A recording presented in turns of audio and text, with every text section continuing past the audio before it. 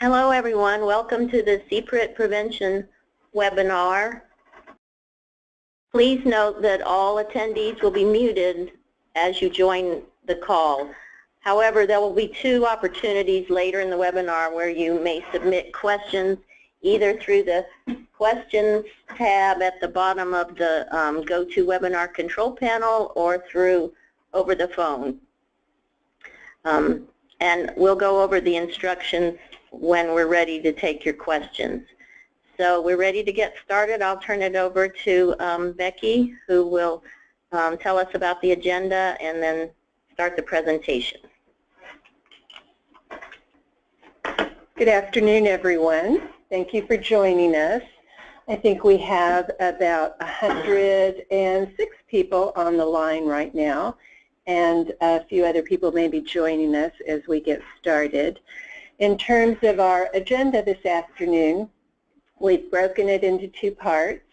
Ramona Maggott and I are going to do a bit of an overview.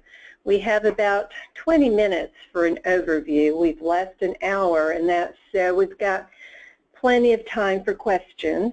After our overview, we will take questions from you. And then after that, we will have a bit of a demonstration on our application receipt system. Ramsey Russell from CSRA will present that, go through a demonstration of the application receipt system. For those of you who've used it quite a bit, you may not need that and are welcome to drop off after our program presentation. So with that, I'll get started.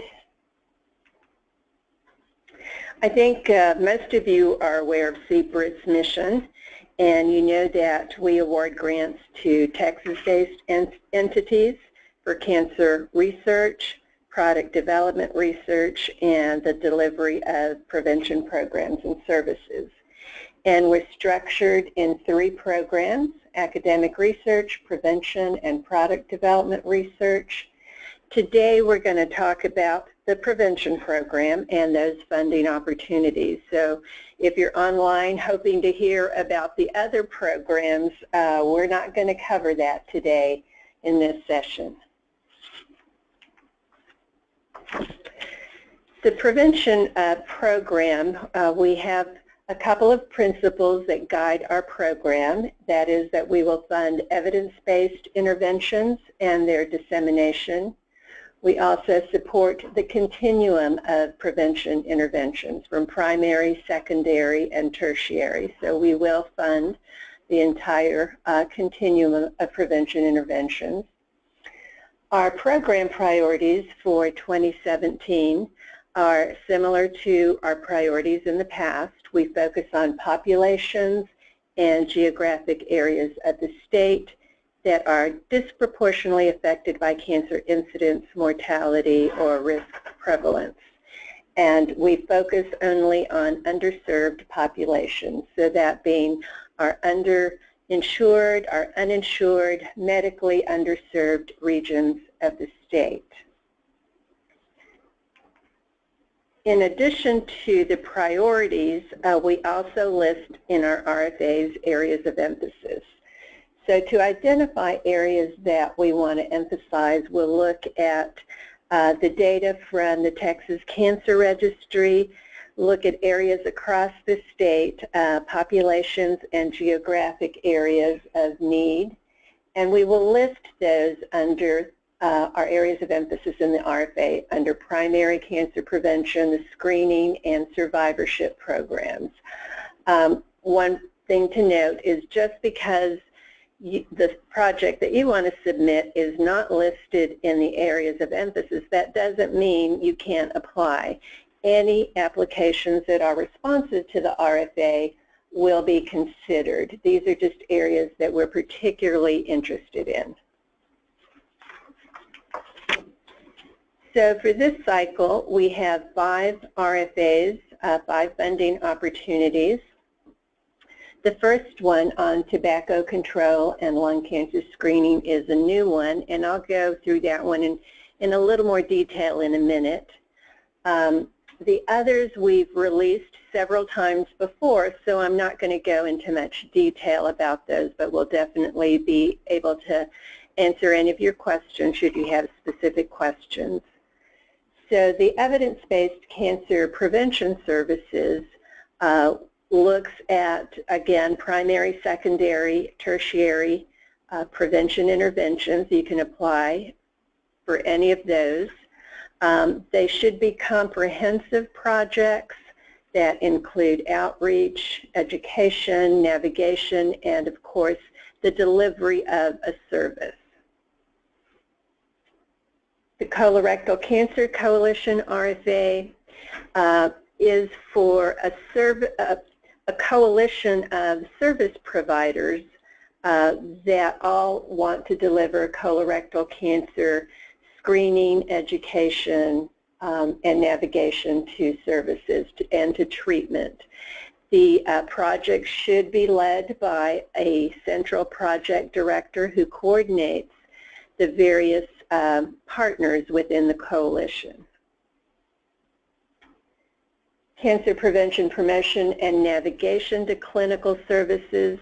This RFA stops short of delivering a clinical service. So it focuses on health promotion, education, and then navigating people to the service that is relevant to the education you are providing. So this one does not provide for the costs included in the delivery of a clinical service.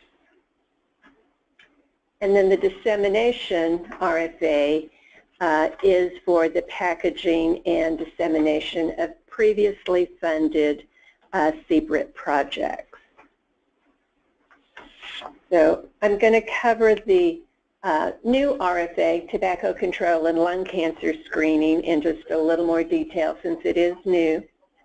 There are two options within this RFA, and one is you can apply for tobacco prevention and cessation services for any age group. So this can be tobacco cessation for adults or prevention of tobacco use by youth, and that's without the low-dose CT screening. The other option is to provide the low-dose CT screening for lung cancer plus the cessation services. You can apply for one option or the other, but not both. And it's important for you to read carefully in the RFA the required components for each one of these sections. For example, in option A, just the tobacco prevention and cessation services, they should include behavioral as well as pharmacotherapy interventions. For the addition of lung cancer screening and early detection services, there's a pretty long list of requirements, so please become familiar with those. Some of those include that the screening must meet the CMS and U.S. Preventive Services Task Force guidelines, that the facilities and the radiologist must meet the CMS requirements, and very importantly that the cessation program must be integrated with the screening program.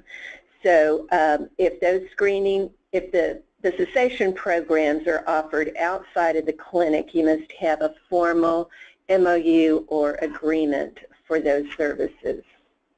So again, please read very carefully through those requirements in that new RFA.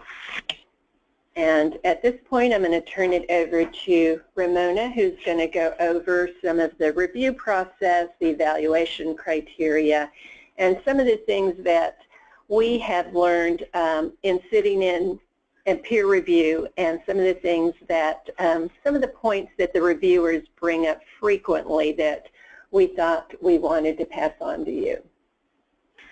Hello everyone. I will start with the multi-stage review process.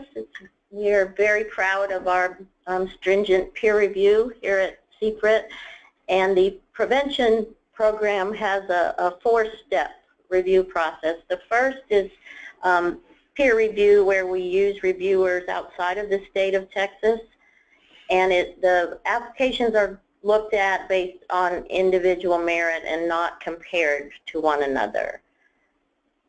The next step is what we call programmatic review, and this is where our Prevention Review Council, the chairs of the two panels plus the overall chair, look at the applications and in looking at it as part of our portfolio. And some of the things they look at are the return on investment, the geography covered in the particular application, cancer type and type of program, and then compare those to what we have already in the portfolio. The next step is the Program Integration Committee, which is made up of the chief officers of all three programs of CPRIT and the Commissioner of Health in the state of Texas, as well as the CEO of CPRIT. And their charge is to look at the overall grant portfolio and the budget. And then the PIC, as we refer to it, makes their recommendations to our Oversight Committee, which is our board members essentially, and there are 9 of them, and they have the final approval of any grant award recommendations. For the prevention program specifically, we have several evaluation criteria, and these are very important, and you should be able to answer the questions that are listed under each criterion to have an application that will be looked upon favorably by the reviewers. And I'll just briefly touch on these, but be sure to read carefully through each of these in the RFAs, and each RFA could be slightly different. So make sure that if you're applying under evidence-based, that you actually look at the evaluation criteria that are listed under that evidence-based mechanism, for instance. The first is impact and innovation. We are looking for evidence-based programs, but with an element of innovation. Project strategy and feasibility. Outcomes evaluation. We need to have a strong evaluation. Even though this isn't prevention research, we do expect a strong outcomes evaluation. And as I say, we, the peer reviewers, not the staff of CPRIT. Organizational qualifications and capabilities, and then integration and capacity building. And I'll talk a little bit more about that particular criterion in a minute. Through the years, we have gathered what we call pitfalls and pearls about what the reviewers are looking for, and some pitfalls that have happened that we wanted to cover with you. And these are issues that the reviewers will frequently cite when they're talking about the review of the application, and you should pay attention to these in your proposal. So the first one is to explain and reference the evidence base. Just don't assume because it's commonly out there that you don't provide references. It's very important. The next, as I mentioned before, is to describe the innovative aspects of the project. So even though it's an evidence base, are you introducing it to a new population or some other innovative idea about the methods of the that you're going to reach out to people? I did mention this before. We need to have a fully developed evaluation plan. It's very important to have measurable objectives. And CPRIT recommends that if you don't have an evaluation of personnel on your staff as part of your institution, that you involve anybody you're going to contract with to do the evaluation at the beginning of the process rather than waiting for them to come on after the application has been turned in. The next one is none of us do very well. but we encourage you to tout your successes and the capabilities of the program and the staff. So brag on yourselves. We ask for baseline data when possible, or to talk about a plan to set baseline data if you do not have it when the application is turned in. And then this is one of the things that the reviewers always look for right away is you must explain how you will ensure access to treatment if you're offering screening or other services. So not just say there will be access to treatment, but exactly what that access will be. This goes into more detail about integration and capacity building. And integration is sort of you're incorporating the project into the culture of the grantee setting or community through the different policies and practices that are laid out in the application. Whereas capacity building is an activity that builds resources that are more durable. So you want to describe your plan for systems improvements that are sustainable. For instance, changes to policy or quality improvement, provider practice and efficiencies. And then you want to describe the components of the project that will be sustained and can continue after CPRIT support ends. The reviewers realize that the entire program may not be able to be sustainable after CPRIT funding goes away, but there should be components of the project that are sustainable. Yeah, and we wanted to really emphasize this point. The reviewers were very concerned about what they were seeing in applications this last time, so we wanted to make sure that we communicated to you what they're looking at and what they wanted us to emphasize and make sure they saw in applications. So please pay attention to the integration and capacity building criterion. Continuing on with some pitfalls and pearls. This is new for this cycle. We used to have a continuation expansion RFA. We do not have that this cycle, but you should apply for your continuation expansion within each particular mechanism. So that is a big change from the last cycle. When you are applying for continuation expansion, the thing that I tell applicants most frequently is don't assume that either the reviewers know what your previous project was or remember, because it's sometimes been years since they reviewed the original project and or the reviewers might change. So restate the project, justify and fully explain your expansion plans and how feasible they are. This next point is very important too. You should report your progress to date, but if your project hasn't yet ended, be sure to include projections of results in your final year so that the reviewers can have the accurate information there. And once again, because you're applying for a continuation grant, you should have baseline data already. For resubmissions, 2 resubmissions are allowed, and then we strongly encourage anybody resubmitting to fully address the summary statement weaknesses. You do not have to address each individual reviewer's weaknesses. Concentrate on the major ones that are in the summary statement. And I talked a little bit about the Prevention Review Council. This is our current Review Council. Steve Wyatt is the Review Council Chair, and then Nancy Lee and Ross Brownson chair each of our 2 panels. And we will post the names of the reviewers for the 2 panels on the website after the panels have been set and the applications have been assigned to the reviewers. And I talked about this is the programmatic review considerations. Once again, it's the return on investment, geographic distribution, cancer type, and the type of program in the portfolio.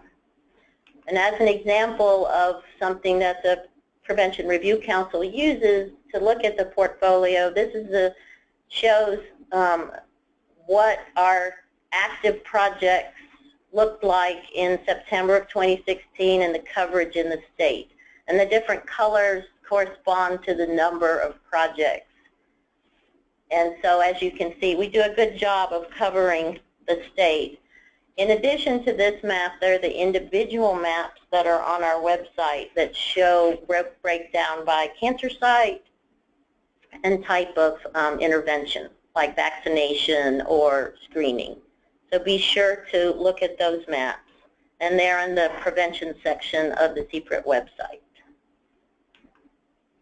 Very importantly, this is the timeline for this cycle.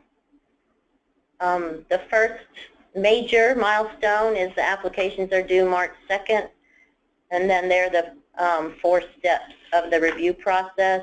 The Oversight Committee will approve any recommended applications on August 16th, and the contracts will be effective August 31st of 2017. To apply for a grant, here are the website links that are listed. You can view the current RFAs and submit an application under cpritgrants.org. And you can also find the funding opportunities on the CPRIT website. And if you want to be sure to receive other announcements, be sure to sign up for our newsletter on the website to receive any announcements or funding opportunities. If you have technical questions about your application, here is the help desk support number and the website. You can take, they'll take questions either by email or by phone. So that would be for technical issues on if you're having issues submitting an application or you don't understand something that's being asked for in one of the tabs. And then this is the programmatic information. So if you have general programmatic questions, this is my phone number, and the prevention team, which is Becky and myself, we both receive the emails that come to prevention, and or you can go through our website and find our information, and that's listed there. So that's the end of my information, and the important date to remember is January 7th. These applications are due. March 2nd, sorry. That was wrong on the slide. We'll correct that on the slide before we post them. These slides will be posted on the CPRIT website after this webinar, and since our presentation is finished, we will be open for questions, and I'll go over the 2 ways that you can submit your questions now. The first way is to click on the questions tab on your GoToWebinar control panel. It's on the bottom right hand of your screen, and you type your question into the box and then click the send button. The second way to ask your question is by using your computer and your phone. You must first raise your hand by clicking the hand button on the left-hand side toolbar of the webinar menu. So you'll see a little hand icon. Click on that. And once you've clicked the hand button, you'll be placed into the queue along with other callers who are waiting to speak. And when your name is called, we will unmute your line so that you may ask your question. When you've finished asking your question, please lower your hand by pressing the hand button again. So a couple of reminders. If you've raised your hand and your name is called to speak, just please ensure that your phone is not on mute so we can hear you. And remember that these teleconferences are often sensitive to background noise. So if you raise your hand and you're added to the queue, please ensure you're in a location with minimal background noise so that everyone can clearly hear your question. So we will open it up for questions. now, and I think we've addressed this first one. The January 7th application deadline was a mistake. It should be March 2nd. And the next one will be, will there be a webinar covering the research funding mechanism? And we just happen to have the research program people in the room with us. So would one of you like to address that question? Research program will announce a webinar for the clinical translation RFA that was recently posted on the CPRIT website, and this is anticipated to be scheduled for early February. Thank you, Jim. This next question is, what is the difference between A, tobacco prevention and cessation services RFA, and B, evidence-based services RFA?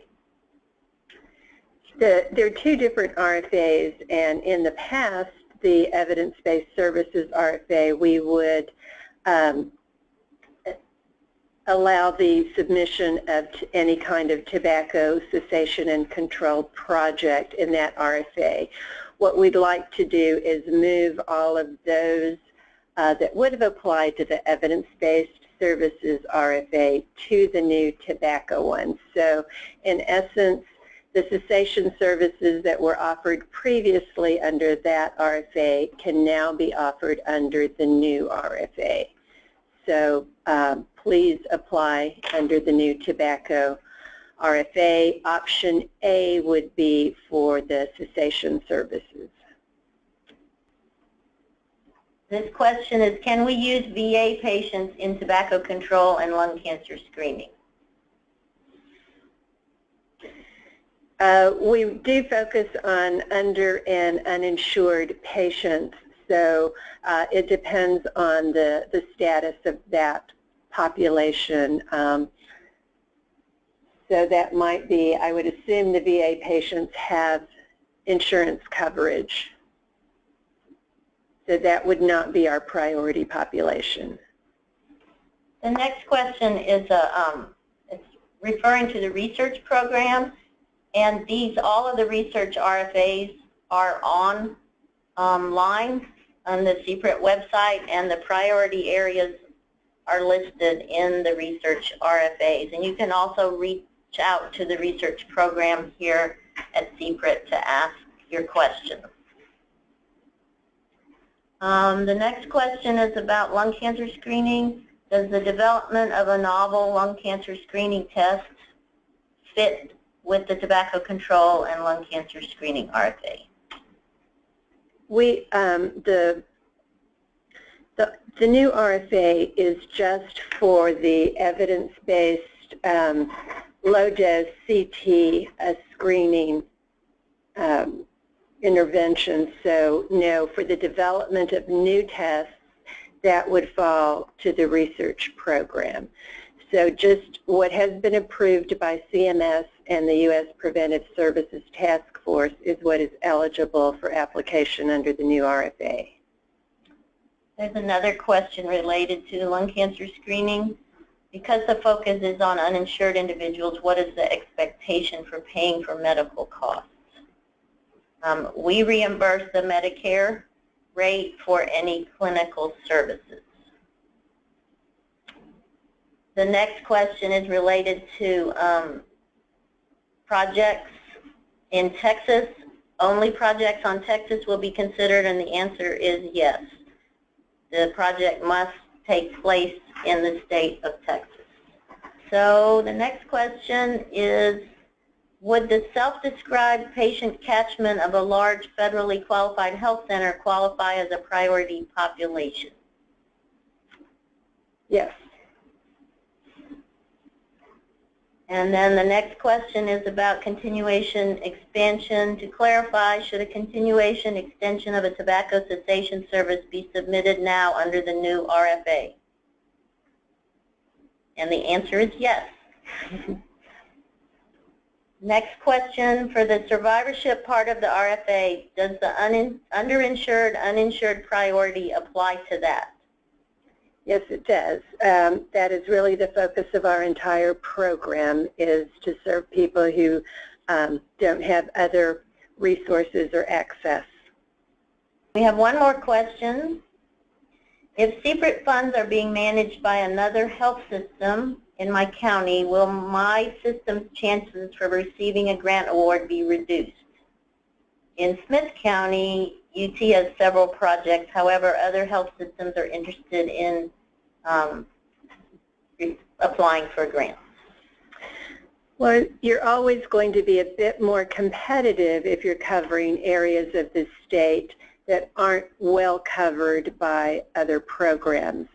But with that said, we know there is a great deal of need throughout the state. So I think you should go ahead and apply. It's usually when we start to see quite a bit of density in a county with the same kind of project that might hurt your chances.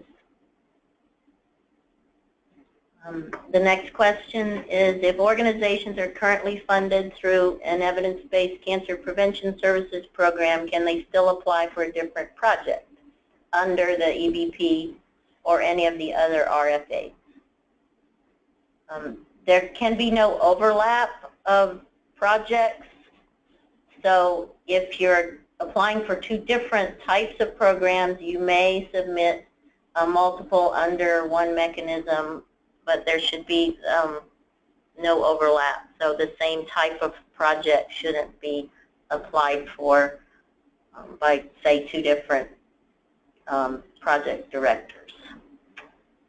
The next question, in terms of evidence-based prevention services and letters of commitment, does an applicant need to obtain and submit a letter outlining the provision of treatment from a referral source? It can definitely help.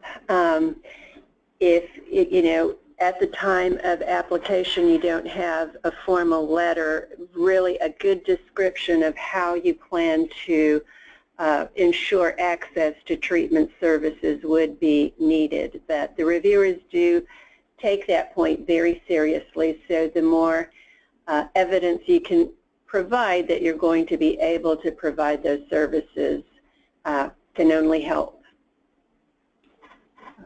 The next question is, how can we find out what projects are currently funded in our county?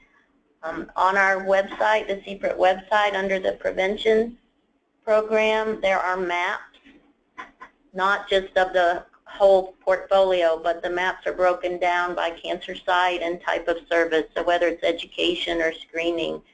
And these are readily available, and they're updated every time.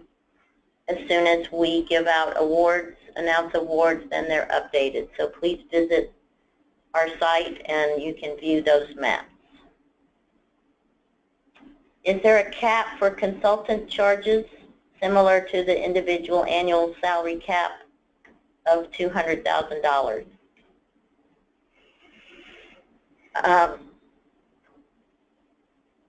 We have not run into this before, but we would look at it on an individual basis, and it doesn't prevent you from applying, but it would be looked at. We do a budget review with each application, so that would be considered under the budget review.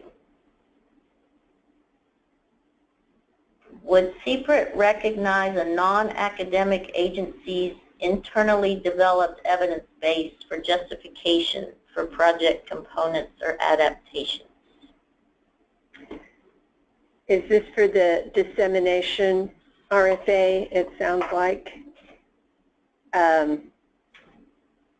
If you are wanting to disseminate, apply under the dissemination RFA for a project that was not developed or funded by CPRIT, as long as it is a project that has been implemented by CPRIT, even though it was not developed with CPRIT funds, that you could apply for. I hope that's clear, and I hope I understood your question. If not, ask again, or we can discuss later. The next question is, on the map that was shown, does that include all projects or prevention projects only? And the map that was shown on the state of Texas is just the prevention projects. It does not include any research or product development projects.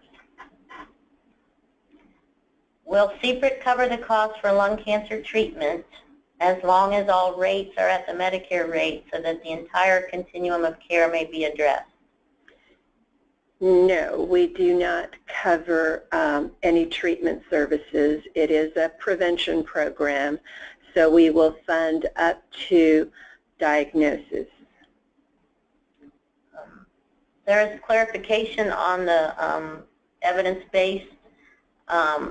It wasn't for dissemination, it's for EBP, so could you use your own evidence that you've gathered as... Oh, okay. Sorry, did not understand that the first time. The reviewers are really looking for a strong evidence base. So if you feel that you have developed a program and it has that kind of evidence of effectiveness, as long as you can convince the reviewers of that, you know, go ahead and apply. But for the most part, they look for some literature, peer-reviewed support for the evidence base of the project you're applying for. So that's all the questions we have in the queue. We'll just give it another minute if anyone has any further questions, and then if not, I'll turn it over to Ramsey Russell from CSRA to go through the demo of CARS. And as Becky mentioned, if you're familiar with CARS already, feel free to drop off the call. But if you'd like to see a live demo of CARS, please stay on the line. We have one more question. Asian American women have a high risk of getting lung cancer, but most of them are not smokers. Do participants need to be smokers to be eligible for the new lung cancer grant? You need to again look at the CMS and U.S. Preventive Services guidelines, because yes, they should be, for the screening component, high risk, and high risk is defined very specifically as so many pack years. I think it's 30 pack years of smoking. So please, you know, it is a new RFA, and we are going by the guidelines that have been established by those two organizations. Another question, will treatment costs be covered by CPRIT? And the answer is no. We do not cover any treatment.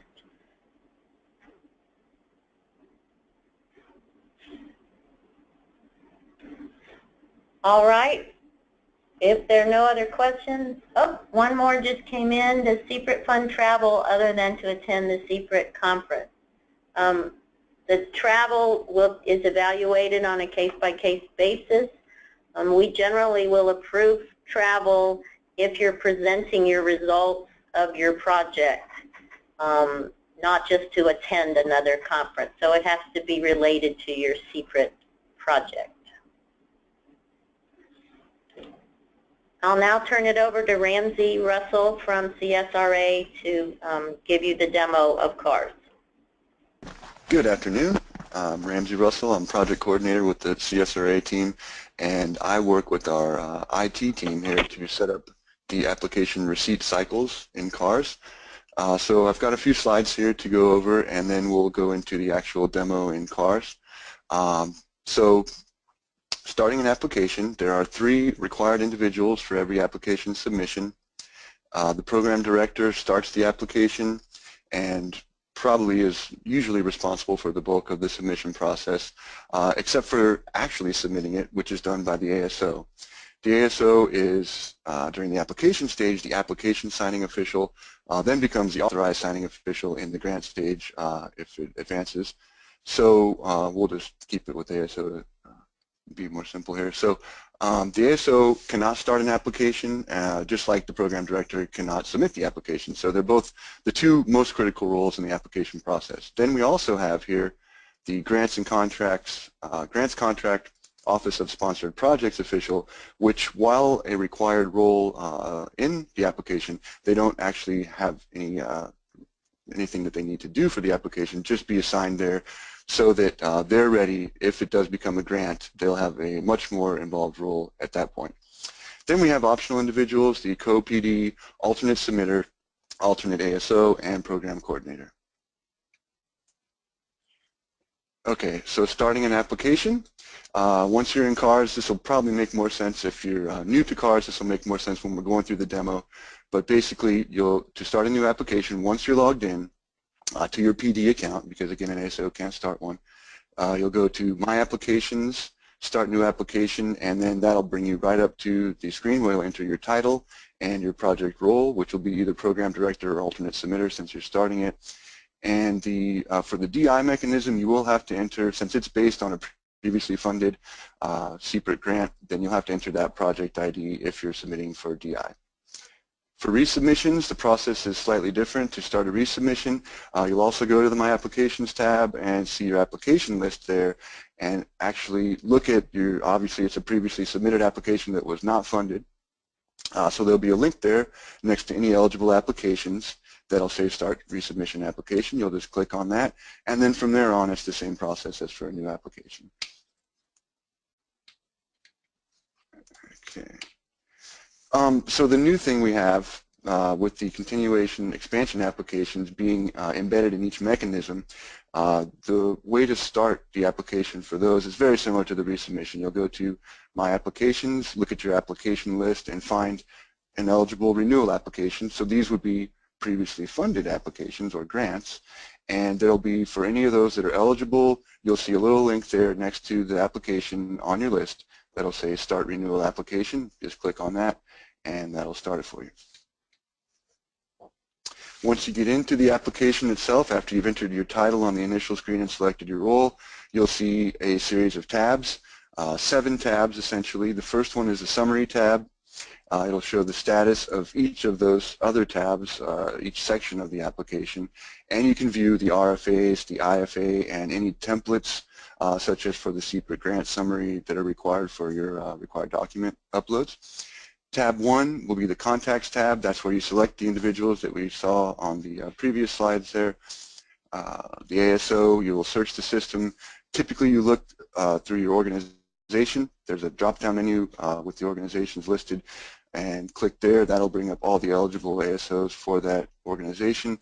If your org is not in the system, if your ASO is not in the system, you can click the link to send them an invitation, which will invite them to register an account, and then once they do that and let you know, they'll be able to be added to your application. Tab 2 is Application Information. There's a whole lot of selections here. This is where you'll classify your application. So there are multiple selections possible with checkboxes and dual select boxes, such as the CPRIT priorities address that you'll see at the bottom of the screen. And in a lot of cases for other selections, it's only one selection possible with radio buttons, such as primary focus of your application.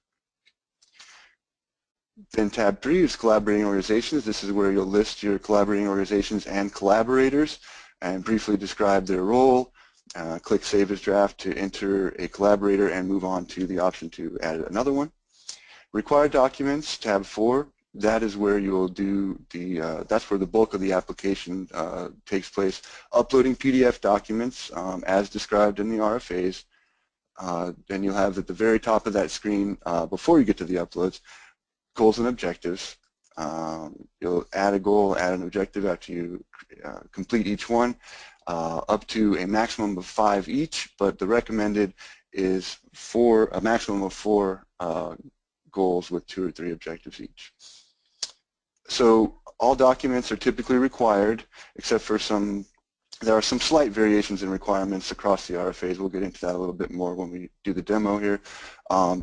Biographical sketches of key personnel are typically optional, so you won't have to upload anything there. But there are some documents, like I just mentioned, the CPRIT grant summary. Well, your applicant may or may not have any history of CPRIT funded grants, so That one would be NA if that was the case, if they didn't have any. So you would need to just upload a blank document there, I'm sorry, a document that says NA just to satisfy the requirement, and then it'll let you move on to the next thing.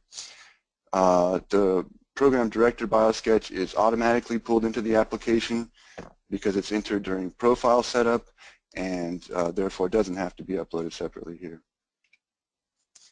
And finally, we have the Budget tab, 4 sub-tabs within the budget. You'll have the Personnel section, the itemized and detailed Year 1 budget, then the budget summary for all years, but including the subsequent years after Year 1 with less detail, and then the budget justification, which is also a PDF upload. It can be uploaded from the budget section or within the required documents tab that we just discussed. And finally, tab 6 is only accessible by the ASO, so we'll see shortly here, but tab 6 is grayed out for anybody but the ASO. It's simply the tab where the application is submitted. The ASO will review and confirm that all 5 other tabs have been completed and make sure that the application is ready, and then put in their password to submit it.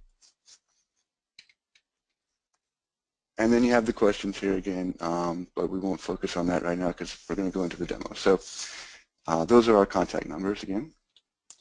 And now let's take a look at CARS. Okay. So here is cpritgrants.org. This is CARS. And this is the screen you will see if you do not have an application and you just navigate over to the site. There's a wealth of information here. It's a great resource, most of which are links to the official CPRIT site. You have the RFA schedule, link to sign up for the newsletter like Ramona mentioned earlier, and previous funding opportunities, which is an archive of all prior RFAs. And then you have the currently posted RFAs and open cycles. Of course, here's prevention, and here's the webinar we're doing right now. So that's all information, but what you'll need to do to apply is to register an account if you don't already have one. Of course, if you do already have one, you can simply log in, but we'll go through the registration process quickly here. And all the red star, red asterisk sections are required, of course. So I will put in some sample data here, but we really are creating an account.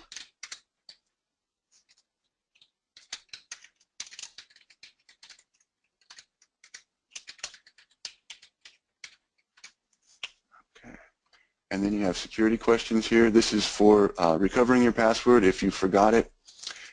You will need your username and your email address, so if you forgot your username and your password, you'll just need to call the help desk first and get that username. Of course, when you call the help desk, you can also ask them to reset your password too.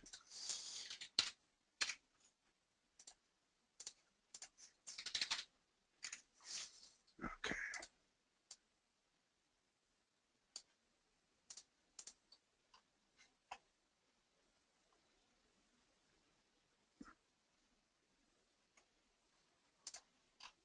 Okay. Let's see if that will work. Oh, I'm sorry. I missed the most important part. Where are we here? Let's see.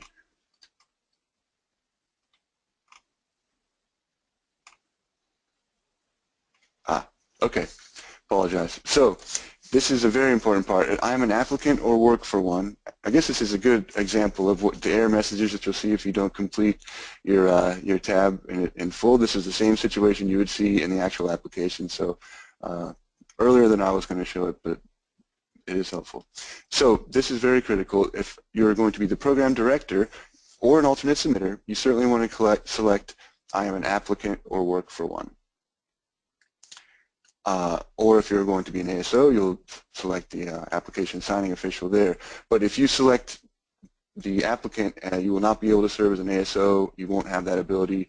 You'll probably have to contact the help desk to ask them to switch it or to start over with a new account. So make sure you select the correct role there. And I will just zip through here.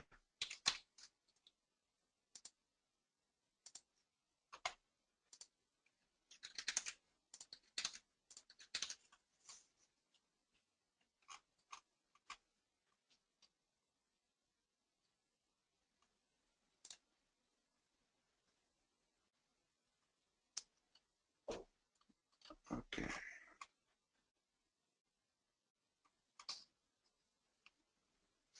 I'm sorry, the screen, I'm going to have to unzoom the screen a little bit. Apologize.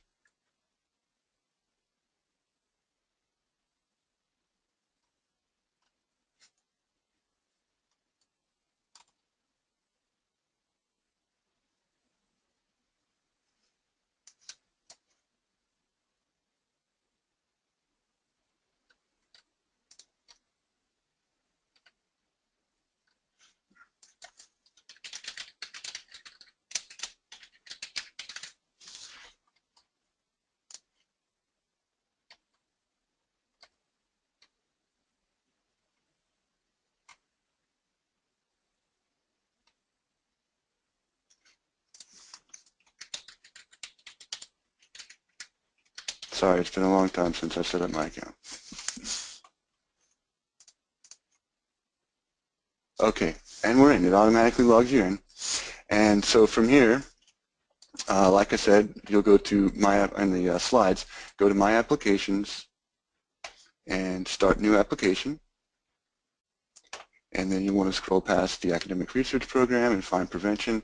I'm going to go ahead and start a new application for TCL, the new mechanism. And here is the title screen where you confirm your role. I'm going to go ahead and select Program Director.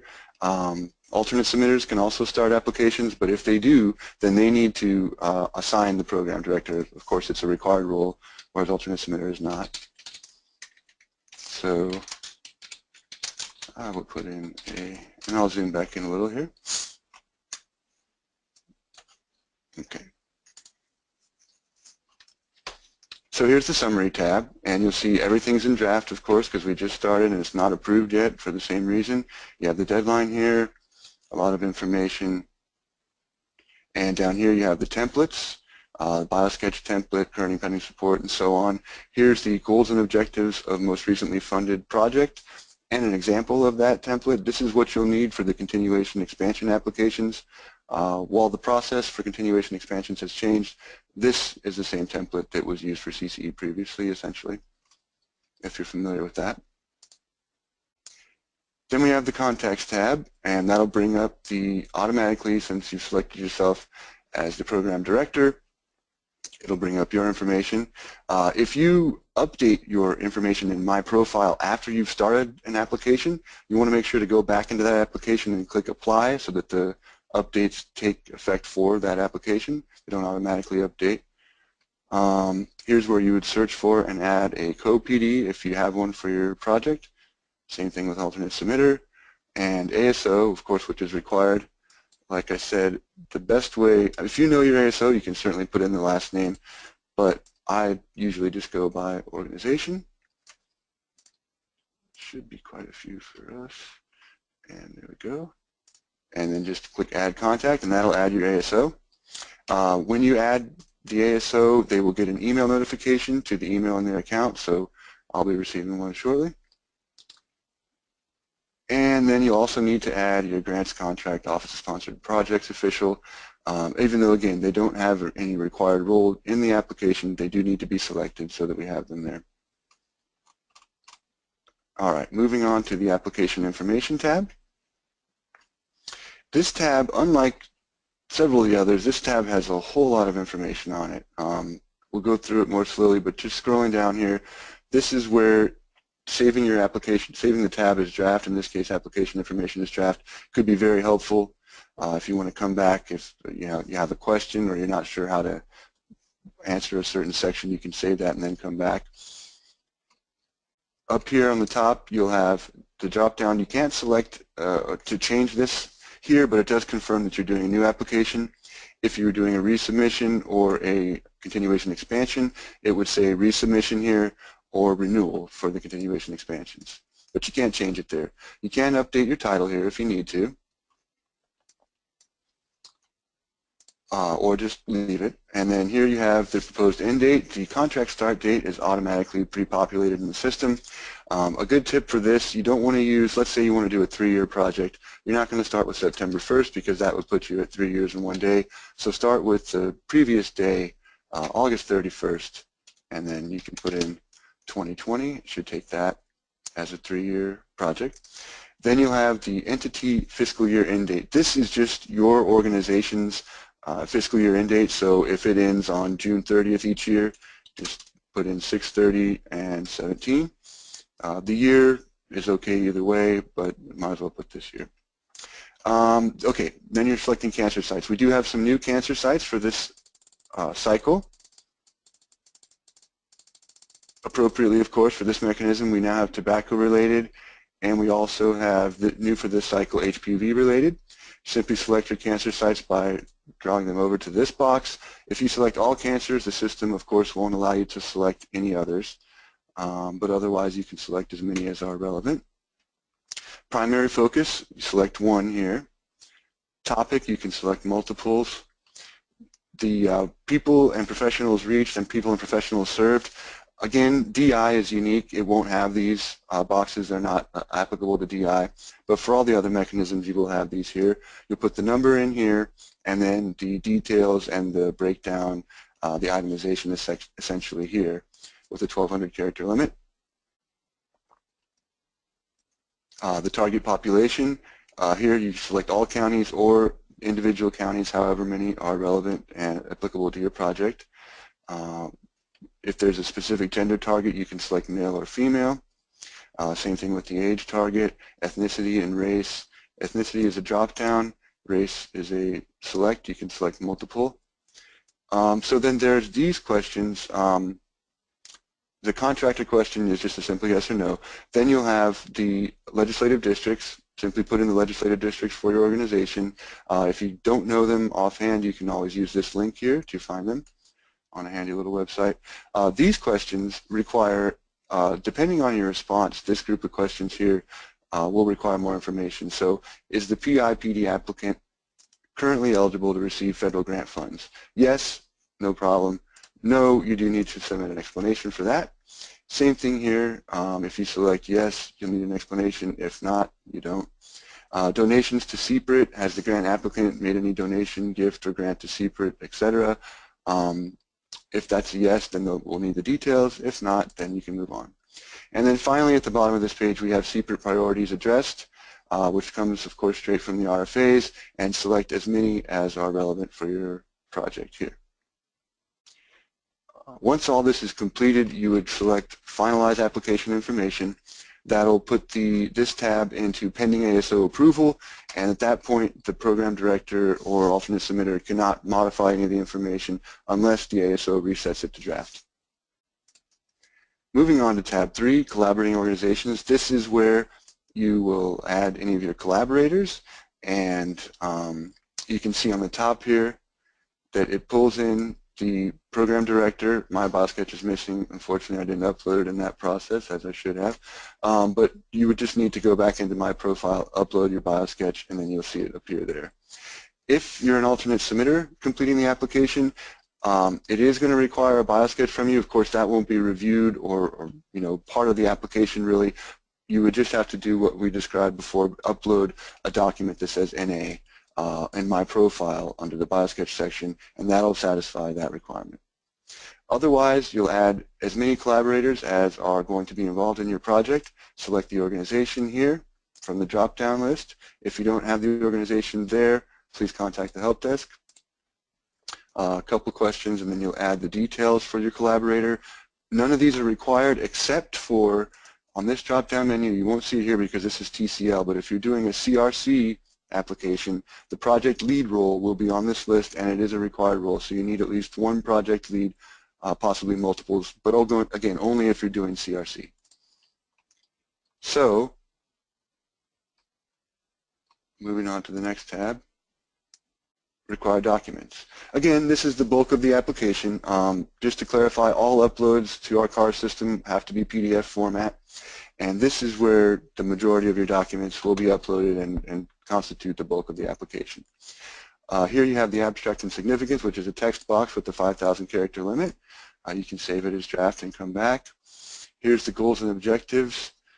Just click here to add an objective to goal 1, and if you decide you didn't really need that many objectives, you can click the little red X to remove them. Same thing with the goals. There's goal 2, automatically brings up one objective, and if you want to add another one, just click there, click there to remove it. So here are all the required documents. They're basically very few differences across the different mechanisms. However, you will notice if you're doing a resubmission application, which we're not, so you don't see it in the list here, but if you're doing a resubmission application, there will be a resubmission summary that's a required document. And if you're doing a continuation expansion document application, there would be a continuation expansion summary document that need to be uploaded along with that goals and objectives of the most recently funded project that we looked at the template earlier. So basically the uploads just have to be in PDF format. So I'll show you what happens if you're not within the page limit.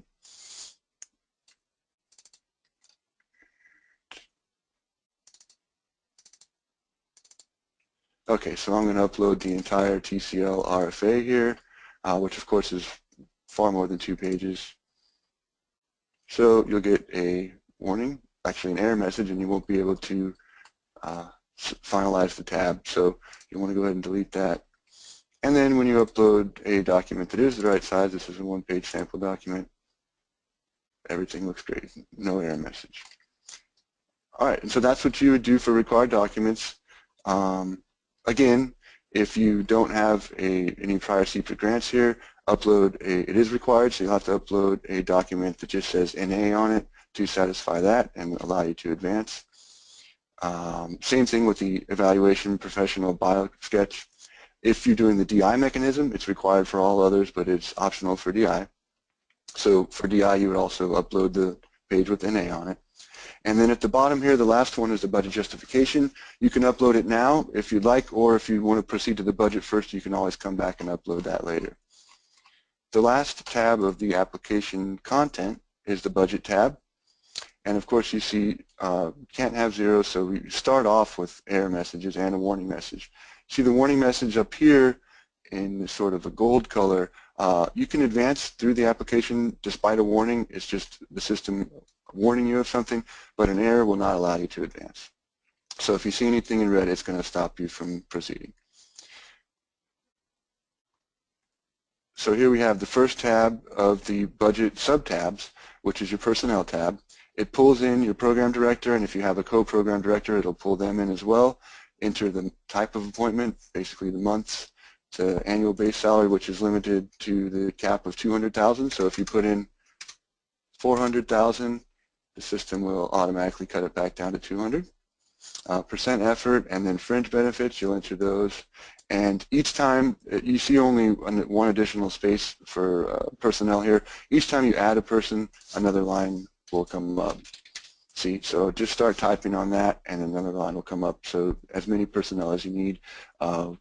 We can add quite a few more than you'll probably need on your application. So next sub-tab, I should say, of the budget will be your detailed budget for year one. Everything, the total numbers on the right side in the column here, and then the explanations and the details here. 400 character limit for equipment, 800 characters for supplies. Won't have any description for consultant charges. Contractual charges, 400 character limit, and services charges, 800 character limit. Then that'll automatically subtotal for you and add up your direct charges, but you will have to put in your indirect charges separately, not to exceed 5% of your total charges here. So that's that. Moving along to the budget for the entire period of performance. This will be filled out with your year one information that you did on the prior tab, and you'll just confirm the numbers. If there are increases or changes in subsequent years, you'll just enter the numbers here without the details.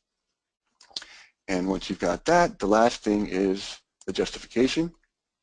You can go back to the required documents tab to upload the justification, or just click here and it'll take you right to it. Once you've got that in there, then you'll be able to finalize the budget. And once you've finalized all 5 tabs, and they will go into pending ASO approval status, that will generate an email notification from the system to your ASO, so they'll know that they need to come in, and they'll see a blue tab here on number 6 instead of the grayed out tab, and actually be able to go in, confirm, like we do on the summary tab, that the statuses of each tab, and they'll have an option there to enter their password and submit the application. And that is the end of the application process.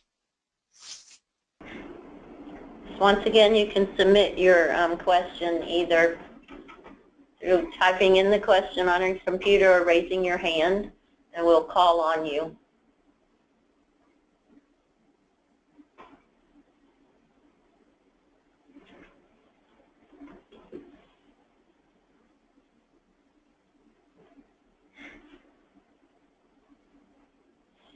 We don't have any questions currently, and the CPRITgrants.org website is where you would go to the CETA application, and then for contacting CPRIT about programmatic questions, you would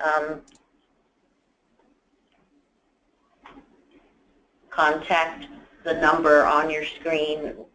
The slide has my phone number and an email address. We do have one question, Ramsey. Can you show how to do a renewal application? Okay. Or talk through it at least.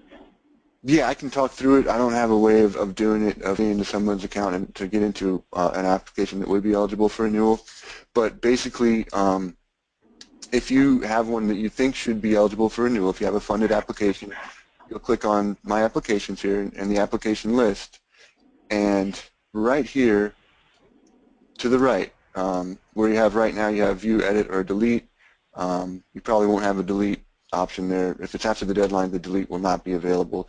Instead, you'll have View, Edit, or right here, where we see Delete right now, there will be a link that says Start Renewal Application. So just click that, and it'll take you back to that first screen that we saw where you'll enter the title. It will pull in the title automatically from your previous application, but of course you can change that. Thank you. We have one more question. What if your role is both project director and ASO? How would you handle that? That's a great question, and I should have gone over that. It does happen quite often, so it's perfectly acceptable. The only thing you'll have to do is create 2 accounts. You'll have to have a PD account and an ASO account, and then you can search for yourself and assign yourself as ASO.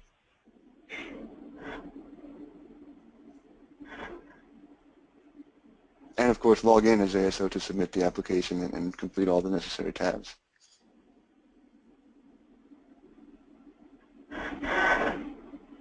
It looks like that's the end of our questions. We want to thank you for attending, and I'll turn it over to Becky to say a few words. Well, I just want to thank you for attending this webinar this afternoon, and we are available, as Ramona said, at the numbers and the website indicated on your screen if you want to contact us if you have any more questions.